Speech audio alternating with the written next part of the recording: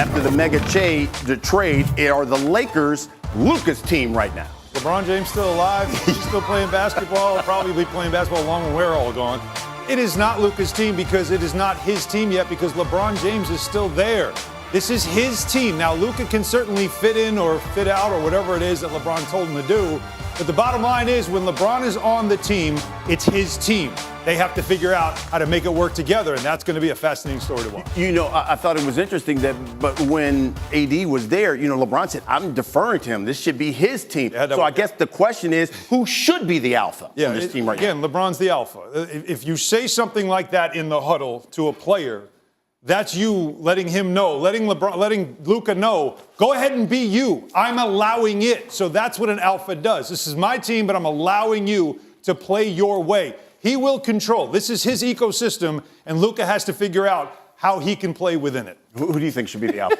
We are going to make ourselves sick with this conversation. Yeah. Look, I think this is absolutely fluid, right? Sure, in leadership and established tenure, it's LeBron James. But on a night-to-night basis, obviously the future of this thing is about Luka Doncic. So it just really depends on what you're talking about.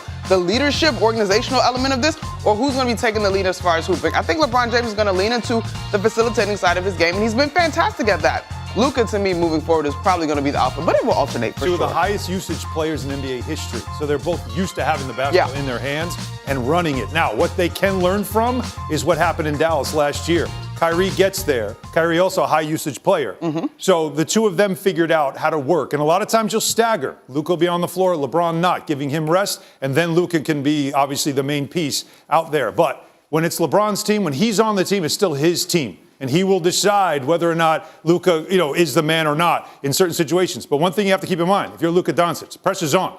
Because when things go well, it's LeBron James. When things don't go well, it's on you. Okay, so what do you think LeBron has to do to make this thing successful?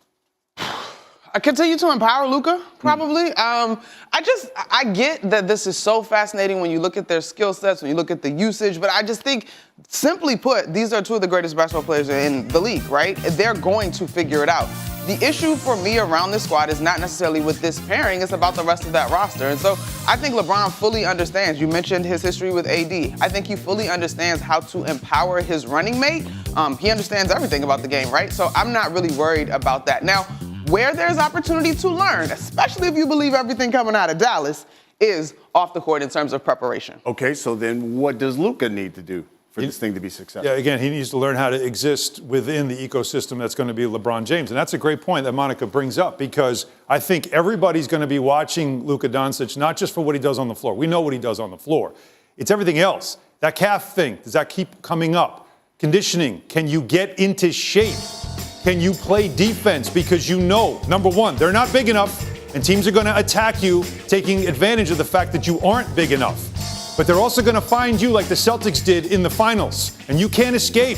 When teams search you out on defense to wear you down because your conditioning isn't where it belongs and you're suddenly exhausted. The Celtics exposed him in the finals, and it is something that once you get to real games, you're going to start seeing, especially the playoff series, you're going to see teams doing it more and more. And that's something, if you're LeBron James, you're not going to tolerate.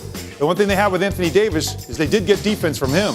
But with Luka, that's going to be the biggest question is how much does his game and what he does to get ready for games and compete, how much does he evolve because of LeBron's influence? All things to watch. Listen, we're going to talk a whole lot more about the NBA and, of course, the Lakers in this show. The Lakers, is it Luka's team right now?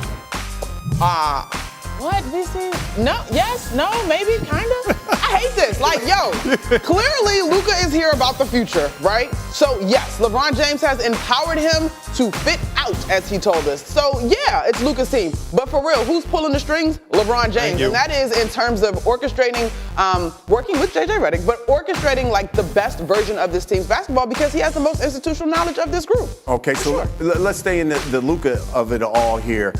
Han got on me last hour talking about the conditioning. He has to get better at that. He's got to be available. So does he, and I'm talking about Luka, does he have the most to prove when you talk about the second half of the season out of all the NBA players? I don't think so. I don't think so. You make a trade at the end of relax. You're going to get your chance to rebuttal. Calm down.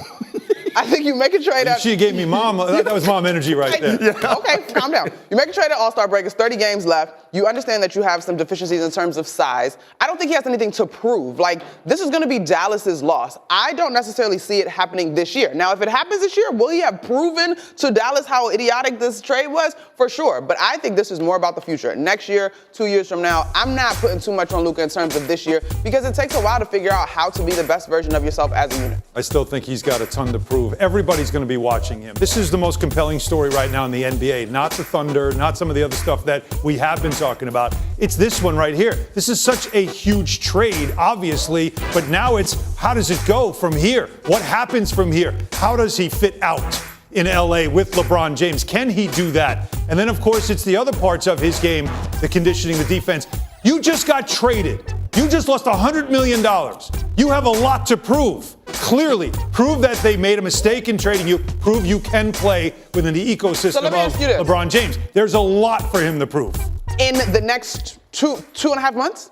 That's the only window he has to prove it? The question is, who has the most to prove this particular season? Yes. No, yeah. See, that's where I think you're wrong. Out of the gate, he has, well, wait a minute. We were just in a segment where a Dallas Mavericks fan is saying that Anthony Davis is already hurt and nothing, it's never going to work and it's all bad. All bad. They're carrying coffins in Dallas right now. Yes. That's how bad it is there. So time out. So if he has to prove something in the second half, so does Luka. Luka has to prove that they made a huge mistake. So time out. Let's go to our Dallas fan. If next year the Lakers are the number 2 seed going into the postseason and make a run to the finals, will you still be upset? Oh, absolutely.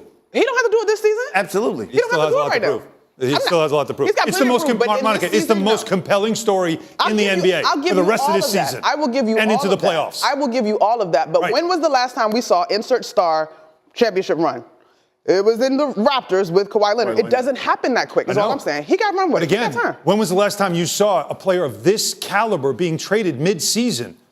Like, you've never seen this before. That's why we're all going to be watching. And every move he makes, every time they lose a game, it's not LeBron's fault. It's going to be Luka's fault. He has to carry that weight. Can he? Can he deal with it? It's going to be so much to watch with him and this team for the rest of the season that he is going to have to prove early on that the Mavs made a mistake and the Lakers are better for it. Of course, over the next 5 years, there's also time for him to prove something. But right out of the gate, the most of any player in the league, him, no doubt about it. Disagree, and he will not be on my list later. So when you look at the Lakers, when you look at the Lakers then this season, what do you see for them? You see a first-round exit in the playoffs? You see them guys going all the way to Western Conference? It depends on who they play because Luka's not 7 feet. They don't have enough size. They tried to get size. They decided not to make that trade. Coincidentally, they're going to face the Charlotte Hornets and hit right out of the gate. That'll be interesting tomorrow night. But that's legit what they're going to be missing. The wrong matchup could knock them out early if they don't have enough size. But the right matchups, again, Luka's beaten Oklahoma City. He knows how to play against Lou Dort. Like, there are some matchups that will be compelling because we saw him last year. He was very tough to guard, of course, till he got to the finals. I don't know about this version of Oklahoma City, but last year's series between those two teams was quite compelling. Where do you see the Lakers? Ceiling for them. I'm not into the Lakers this year. Yeah. I'm not, and I think if we look at the standings now, I mean, as I look at the teams that are above them in the standings, I see youth, I see speed, I see depth, and so that to me, size, of course, is counter to what they got going on right now. But I don't think this is about this season at all. All right, we got much more basketball coming.